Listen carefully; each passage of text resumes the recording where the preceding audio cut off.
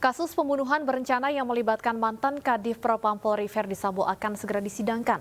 Akankah semua fakta terbuka di persidangan? Sudah bergabung bersama kami kuasa hukum Barada Eliezer, Roni Talapesi, dan pakar hukum pidana UII Profesor Muzakir. Selamat sore Pak Roni dan Pak Muzakir. Selamat sore. Selamat sore Mbak Stefani dan Mas Devi.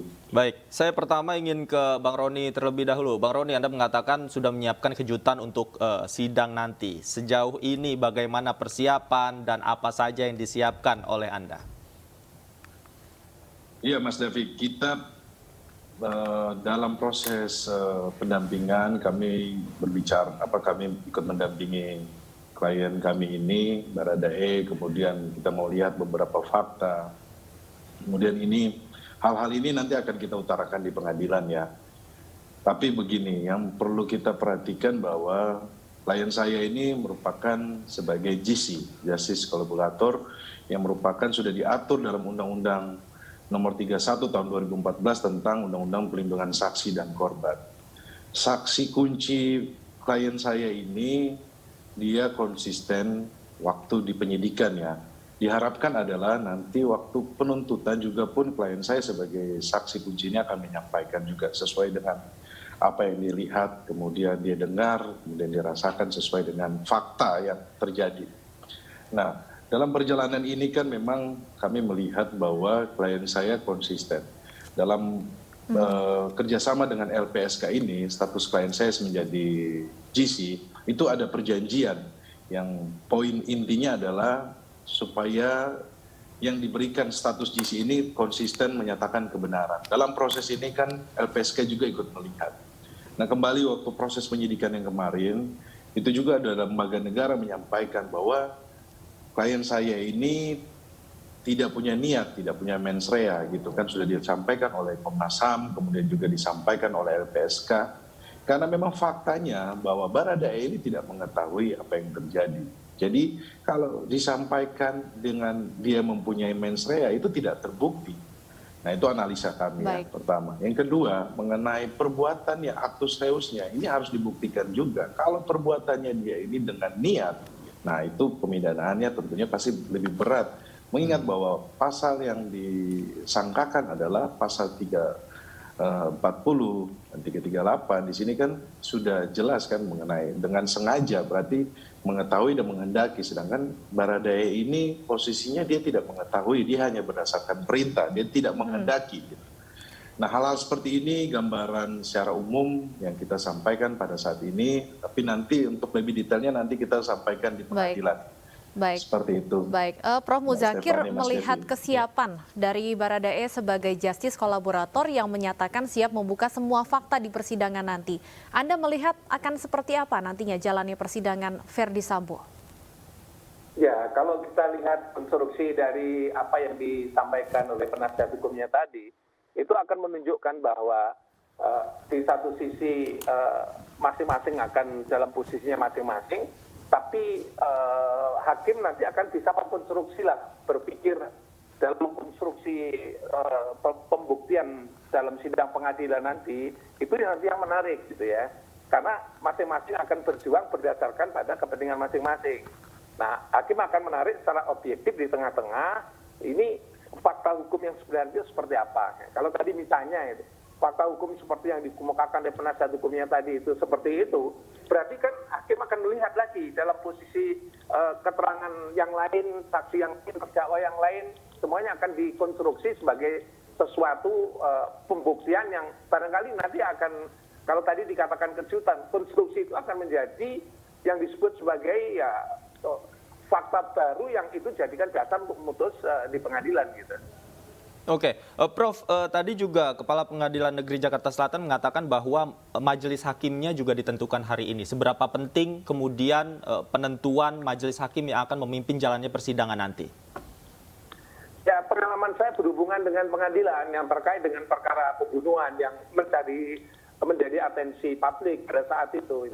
Hakim itu harus konsisten saja. Ingat, hakim itu menegakkan hukum berdasarkan ilmu pengetahuan hukum. Kalau ini materi pidana, maka hakim menegakkan hukum berdasarkan ilmu hukum pidana. Hakim harus konsisten itu. harus berdasarkan fakta hukum yang terbukti dalam sidang pengadilan begitu. Baik, Bang Roni, sidang nanti akan digelar secara terbuka. Baradae siap dengan hal itu disaksikan oleh seluruh masyarakat Indonesia dan akan bertemu langsung dengan Verdi Sambo di persidangan. Bang Roni, maaf kami, ya baik, silakan. Ya, kedengaran? Sudah terdengar Ya, sekarang, silakan. Terdengar ya. Klien saya dalam proses ini sudah menunjukkan itikat baik ya, bahwa dia konsisten, dia kooperatif. Nah, terkait dengan kebijakan yang dari pengadilan bahwa ini akan sidang terbuka, nah prinsipnya adalah kami siap, klien saya juga pun siap dalam proses persidangan nantinya. Kalau seandainya pun bertatap muka, prinsipnya siap, bahwa karena ini menyangkut dengan nasibnya Baradae ya ke depannya ya, karena mengingat bahwa ini ancaman hukumannya tinggi. Jadi prinsipnya adalah Baradae ini kooperatif dan siap mengikuti persidangan yang akan dilaksanakan. Oke, selain kesiapan mental Baradae, yang disoroti juga yang lebih penting adalah saksi kunci dari pihak Anda yang Anda katakan nanti akan dihadirkan dan menjadi pelengkap dari kejutan yang akan dihadirkan di persidangan nanti. Sejauh ini selain saksi kunci yang Anda sebutkan, apakah sudah ada koordinasi dengan yang lainnya begitu? Misalnya dari para ahli dan lain yang akan menjadi saksi. Mas Devi, saksi kuncinya itu adalah Richard Eliezer ya. Tetapi kan dalam proses pembuktian ini kita memerlukan juga pun ahli yang bisa membantu kami menjelaskan mengenai posisi klien kami. Kemudian juga ada beberapa saksi yang meringankan. Ini sedang kita kumpulkan, nanti kita akan sampaikan di persidangan. Tapi para ahli yang membantu kita ini yang menyampaikan secara keilmuan ini memang karena kemanusiaan yang membantu ya. Jadi kami juga pun mengapresiasi itu. Baik, Prof. Muzakir, terkait dengan pasal yang dijeratkan kepada Verdi Sambo, di awal sangkaannya adalah pasal 340. Akankah menurut Anda pasal ini bisa dibuktikan atau bisa justru akan terlepas dari pasal pembunuhan berencana ini? Prof. Muzakir, apakah masih bergabung bersama kami? Baik, sepertinya terputus. Kami akan coba kembali menghubungi Prof. Muzakir. Kami kembali ke Bang Roni Talapesi, kuasa hukum dari Baradae Eliezer. Bang Roni, apakah kemudian ada barang bukti yang disiapkan yang selama ini mungkin belum diketahui oleh publik yang akan dibuka di persidangan nanti? Ya nanti kita lihat ya dari jaksa penuntut umum kan di dalam pemberkasan itu sudah disampaikan. Maksud saya bahwa kita lihat bahwa proses penyidikan ini berjalan lancar. Penyidik bekerja secara baik, cepat, dan tegas. Kemudian kami lihat juga bahwa proses di kejaksaan tahap 2-nya juga berjalan lancar. Jadi terkait dengan alat buktinya itu mungkin nanti baiknya akan disampaikan di pengadilan ya. Jadi nanti publik akan melihat seperti apa nih kasus ini, seperti itu. Baik, Bang Roni, setelah penunjukan majelis hakim, sidang paling cepat bisa dilakukan dalam waktu 7 hari. Apakah pihak Anda sudah siap jika memang dilakukan 7 hari dari sekarang? Iya, kami sudah siap karena kami sudah berproses mengumpulkan tim, kemudian juga berbicara dengan ahli, kemudian mengontek saksi-saksi yang meringankan. Kita sudah persiapannya sudah cukup baik ya. Jadi kita tinggal tunggu nanti pemanggilan dari pengadilan. Prinsipnya adalah siap, tetapi yang menjadi poin yang baik buat klien saya adalah klien saya sebagai status justice kolaborator, dan ini sudah diatur dalam Undang-Undang Perlindungan Saksi dan Korban bahwa terkait dengan status saksi sebagai GC, bahwa klien saya ini mendapatkan keringanan ya. Itu sudah diatur dalam undang-undang bahwa saya bacakan sedikit bahwa dalam penghargaan atas kesaksian ini diatur dalam pasal 10A poin 3 Undang-Undang Perlindungan Saksi Undang-Undang Perlindungan Saksi dan Korban nomor 31 tahun 2014. Dalam pasal 10A ayat 3 itu diatur mengenai penghargaan atas kesaksian. Yang dimaksud dalam ayat 1 adalah keringanan penjatuhan pidana. Nah ini sebenarnya poin bagus buat kami karena klien saya juga pun konsisten kooperatif. Itu nanti kita sampaikan di pengadilan. Seperti itu Mas Depan. Baik, Prof. Muzakir melihat proses yang sudah bergulir sejauh ini, apakah menurut Anda ada potensi bahwa pasal 340 pembunuhan berencana yang dijeratkan kepada Verdi Sambo bisa terlepas.